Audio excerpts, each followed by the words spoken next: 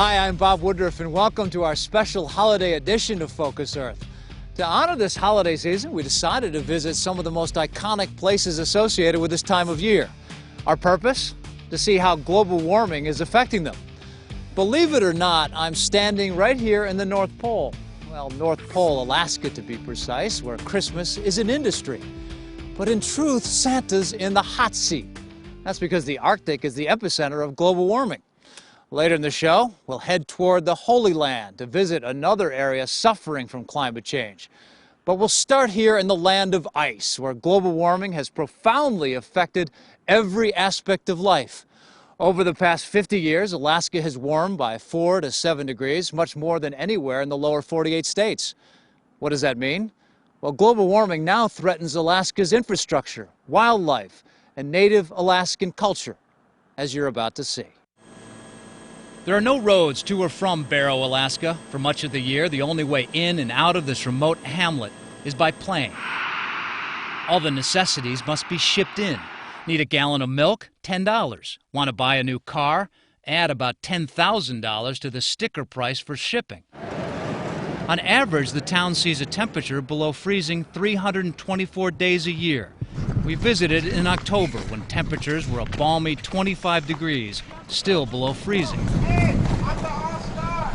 But as cold as it may get here, it's global warming that is changing the way this town lives.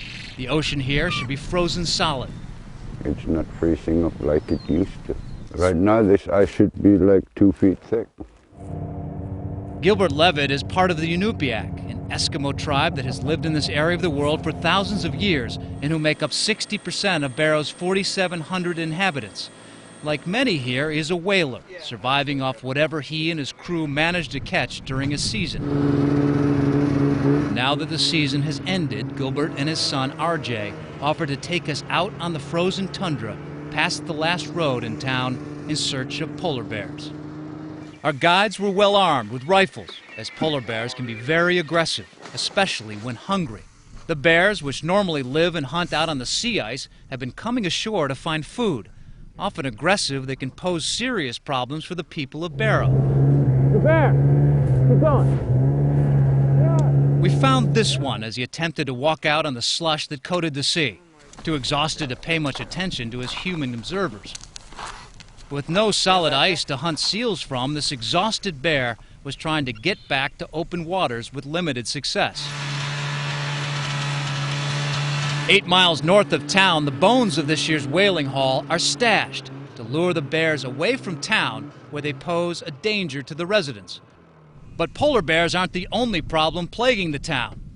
The Inupiaq are expert whalers and depend on their annual catch to survive harsh northern winters. Less ice means a wider ocean and more open water to hunt, making whaling more difficult. George Edwards, an Inupiaq elder, and his family are just one example of Barrow residents struggling. There's absolutely no doubt. But when you look at the Arctic Ocean, it is in its most critical time in its history. How much has the whale hunting changed in the last 10, 20 years? Well, with the ice melting early, our seasons have shortened.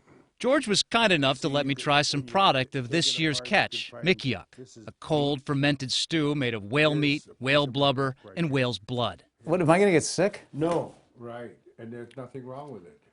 One small taste was plenty for me. But could this Eskimo delicacy be in danger? Whalers like George and Gilbert remain concerned. Should be frozen. Are you scared about that? Yeah. Does it change your life? Yeah, it would change my life. I'm a whaler. It's this culture that is being threatened here at the ground zero of global warming. The people of Barrow are coping with the changes in climate more than just about anyone in this country. Winter came late, probably because of global warming. Ironically, the residents of small-town Barrow find themselves at challenging crossroads. How do they preserve their way of life while holding on to the same carbon-emitting conveniences we've all come to depend on?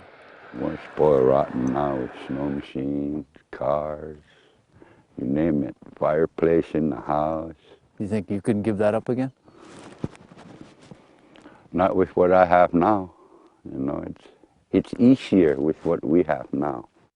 Things are changing up here, and science is confirming that. Traditionally, winter is a time when the ice renews itself, but a new study suggests that even in the winter months, the ice cap is shrinking at record rates.